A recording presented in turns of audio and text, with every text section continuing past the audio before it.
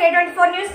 సిద్దిపేట జిల్లాలో అతిదారుణంగా భార్యను హతమార్చిన భర్త హరిజన్ అనే వ్యక్తి బీహార్ రాష్ట్రానికి చెందిన బాలికను ప్రేమించి పెళ్లి చేసుకొని సిద్దిపేటలోని మేరసంగ భవనం సమీపంలో ఒక రూమ్ తీసుకొని అందులో నివాసం ఉంటున్నారు.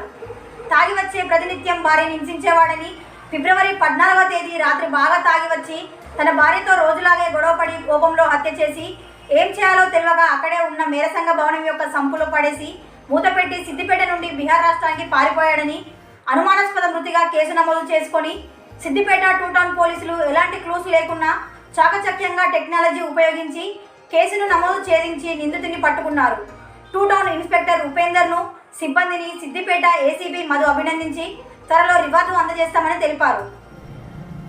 తేదీ 1/3/2025 నాడు సిద్దిపేటలోని మేరసంగం భవనం యొక్క సంపులో వృత్తి తెలియని మహిళా శవం పూర్తిగా కూలిపోయి అనుమాన స్థితిలో కనిపించగా మేరసంగం యొక్క అధ్యక్షుడైన గంగాపురం కృష్ణ ఇచ్చిన ఫిర్యాదు మేరకు సిద్దిపేట 2 టౌన్ పోలీస్ స్టేషన్లో కేసు నమోదు చేయనైనది. కాగా ఈరోజు 15/3/2025 అనుమానాస్పద స్థితిలో మరణించిన మహిళ బీహార్ రాష్ట్రానికి చెందినదిగా బాలికగా గుర్తించనైనది. ఆమె మరణానికి కారణం ఆమె యొక్క భర్త అయిన బోలారాం హరిజన్ ఎలియాస్ సోను 20 years కారణంగా గుర్తించనైనది. అయితే ఇతను తల్వార్బంద గ్రామానికి చెందిన వాడు. అదే గ్రామానికి చెందిన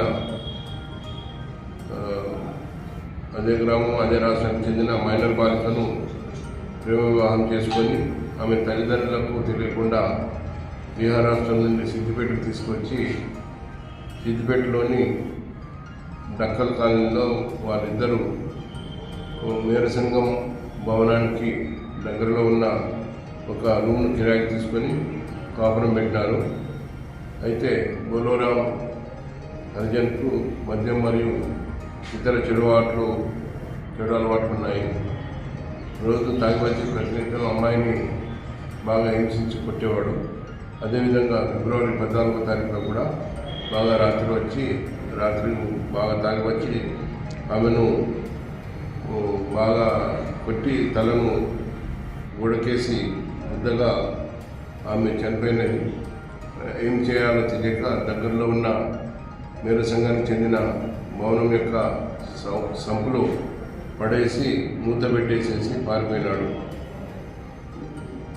ఈరోజు ఈ నిందితుడైన బోలోరాం హరిజన్ తన సిద్దిపేటలో ఉన్న తన వస్తువులను తీసుకెళ్ళడానికి రాగా 2 టౌన్ పోలీస్ స్టేషన్కి చెందిన ఉపేందర్ గారు తన క్రైమ్ పార్టీతో ఇన్ఫర్మేషన్ రాకపోయి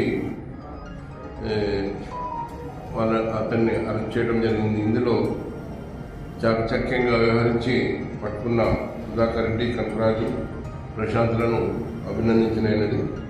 ఇతను నేరం ఒప్పుకొనగా బోలోరాం హరిజన్ నేరం ఒప్పుకొనగా అతన్ని జ్యుడిషియల్ రిమాండ్కు పంపించినది.